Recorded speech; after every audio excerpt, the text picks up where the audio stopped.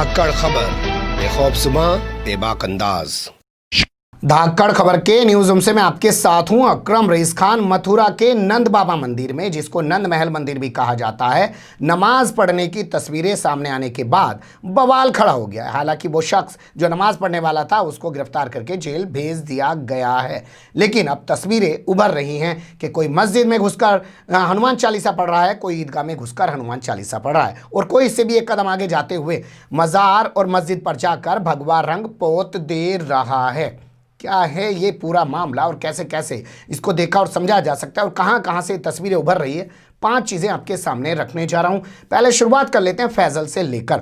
फैजल को पुलिस ने गिरफ्तार कर लिया। गिरफ्तारी के बाद जब उसका कोरोना टेस्ट हुआ, वो पॉजिटिव आया, तो बहुत सारे पत्रकारों में, बहुत सारे पुलिस वालों में हड़कंप मच गया। सबके तोते से उड़ गए एक तरीके से।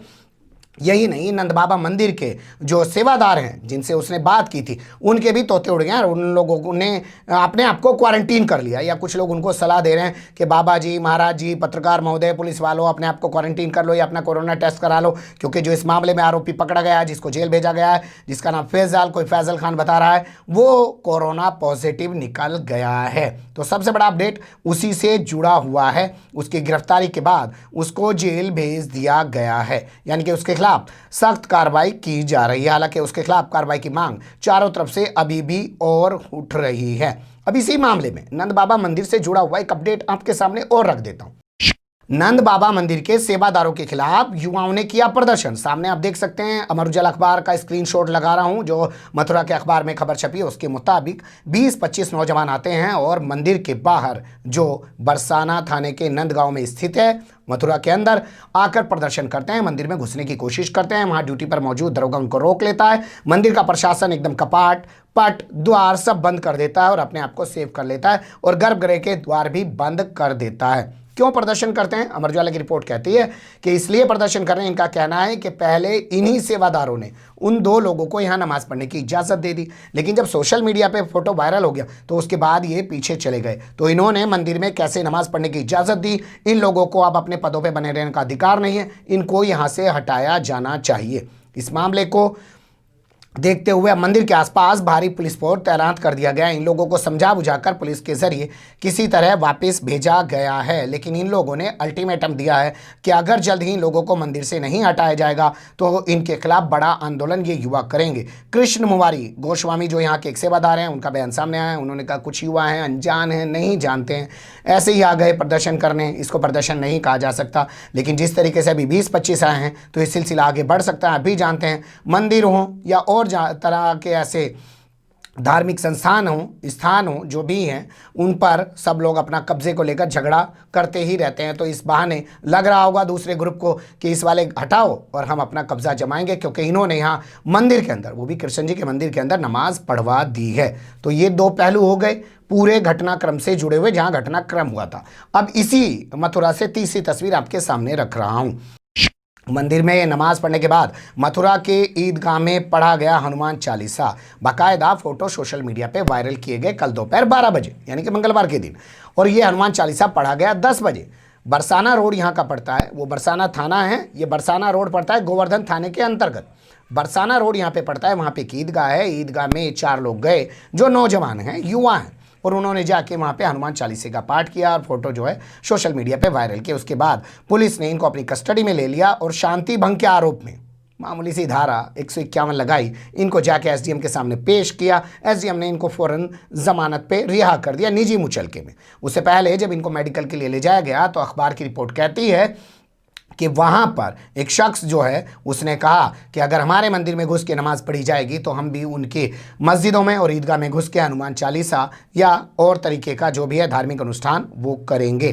पकड़े गए लोग जो हैं वो आसपास के गाँवों के हैं, जिसमें से जातिपुरा गाँव के रहने वाले जो हैं उसमें से सौरभ लंबरदार है और इसके अलावा राघव मित्तल है और इसके अलावा तीसरे का नाम कृष्ण ठाकुर है, ये जातिपुरा के रहने वाले। इसके अलावा पुरोहित जो है पाईसा इलाका पड़ता है, उसके रहने वाले चौथे शख्स का नाम काना है। इन्हीं सब ने जो है ईदगाह के अंदर जाकर जो है हनुमान चालीसे का पाठ किया।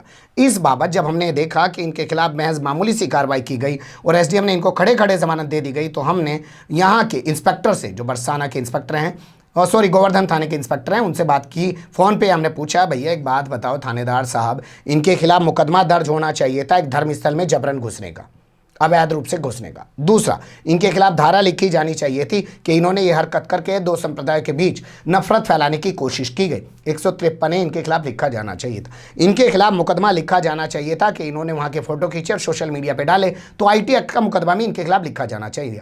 लेकिन थानेदार ने क्या जवाब दिया वो सुन लीजिए, आप भी सुन के वैसे दंग रह जाएंगे। मैं दिल्ली से पत्रकार बोल रहा हूँ, धाकड़ खबर से जी। आपके यहाँ कल बरसाना रोड पे जो ईदगाह है उसमें कुछ लोगों ने हनुमान चालीसा पढ़ा, उसके बाद क्या कार्रवाई की गई कुछ बताएंगे? कार्रवाई हुई है। हाँ वही जानना चाह रहा था, मतलब क्या एक्शन लिया गया आपकी तरफ से सर? यहाँ की लोकल मीडिया से बात कर लो किसी से। नहीं, वो जो मैंने न्यूज़पेपर में पढ़ा है उसके मुताबिक है शांति भंग में चालान किया गया उन लोगों को, फिर SDM के यहाँ से निजी मुचलके पे छोड़ दिया गया, ये लिखा है उसमें अखबारों में। हाँ हाँ हाँ हाँ।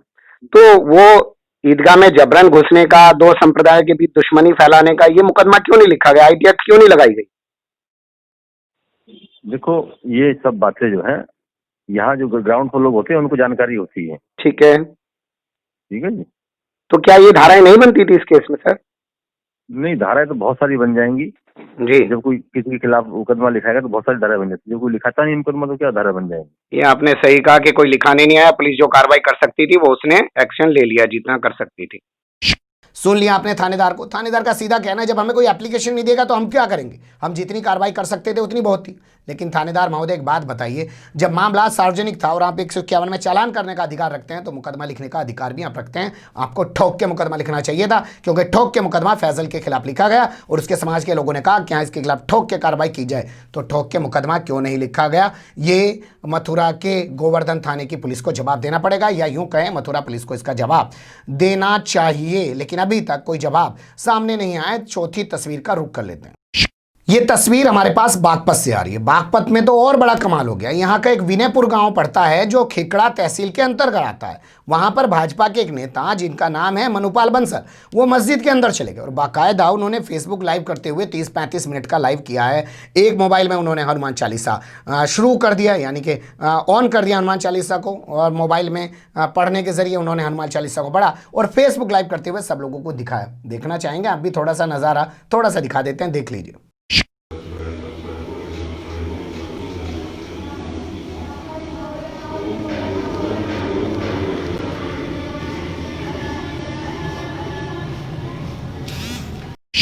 खेकड़ा के विनयपुर थाने में ये मस्जिद है। चंद मुस्लिम इस गांव के अंदर रहते हैं। जो हम लोगों ने पता किया, वहाँ के मुस्लिमों से हमने बात करने की कोशिश की कि आप लोगों ने इस पर कोई कार्रवाई क्यों नहीं कराई, तो यहाँ के मौलाना का बयान सामने आया। उन्होंने कहा जी इसमें गलत क्या है जी, अब आप खुद सुन लीजिए मौलाना की ज़बानी। मैं बसोद का रहने वाला। कौन सी मस्जिद में हैं आप? यहाँ हमारे यहाँ एक ही मस्जिद है, मस्जिद निजामुद्दीन। कौन से गांव है ये? विनयपुर। अच्छा, आप कितने साल से मस्जिद में मुझे हैं? यहाँ से 1982 में मैं आया था, तकरीबन 40 साल के करीब हो गया होगा। अच्छा, आज एक प्रकरण आया है कि मतलब उन्होंने आपसे इजाज़त ली और उसके बाद वो वहाँ पे बैठ के एक तरह से प्रार्थना या इबादत कर रहे हैं जी। तो आपसे पूछ के बैठे? हाँ, वो मेरे से पूछ कर आया कि मैं यहाँ बैठ सकता हूँ। मगर सबके लिए, हिंदू मुस्लिम के लिए सबके लिए मस्जिद होती है। तो उन्होंने वो अपने हाथ पैर मुँह धोए और थोड़ी देर बैठ के चले गए। और आप पहचानते हैं उन्हें? हाँ जी, मनुपाल है। पहले भी आते रहे हैं? वो बराबर आते जाते हैं बेचारे। अच्छा, उनका इबादत करने का तरीका जो भी है, चाहे वो हिंदू तरीके से हो या मुस्लिम तरीके से हो, आपको आपत्ति है कोई? नहीं, हमें कोई आपत्ति नहीं। कोई कार्रवाई? सर कोई कार्रवाई नहीं जी। तो क्या आपका मतलब गांव में इस तरह से हिंदू और मुस्लिम भाईचारे की भावना और प्यार मोहब्बत चाहिए, गांव में नहीं पूरे इलाके में, पूरे हिंदुस्तान के अंदर। अच्छा जी सर। तो मौलाना जो हैं वो मस्जिद के इमाम जो हैं वो कार्रवाई नहीं करवाना चाहते हैं और वो इसको कुछ गलत भी नहीं मानते हैं। बताया जा रहा है ये जो शख्स मनुपाल बंसल हैं ये भारतीय जनता पार्टी की जिला कार्यकारिणी के सदस्य हैं। इसके अलावा इन्होंने एक अलग से संगठन बना रखा है, जनसंख्या फाउंडेशन, उसके राष्ट्रीय उपाध्यक्ष भी हैं। यहाँ के SP अभिषेक सिंह से फ़ोन पे बात की गई, हमारे पत्रकार साथियों ने की, हमने तो नहीं की क्योंकि अखबार में छपा, उसी हवाले से हम भी बता दे रहे हैं आपको। उन्होंने कहा साहब हमने जांच करवा ली, कोई दिक्कत नहीं है, कोई कार्रवाई नहीं चाहता। इमाम से बात हो गई है कि हमारे से अनुमति लेके किया गया था। अब जब कोई कार्रवाई नहीं चाहता तो हम भी इसमें कुछ करना नहीं चाहते, लेकिन अगर कोई एप्लीकेशन देगा तो इसमें कार्रवाई ज़रूर की जाएगी।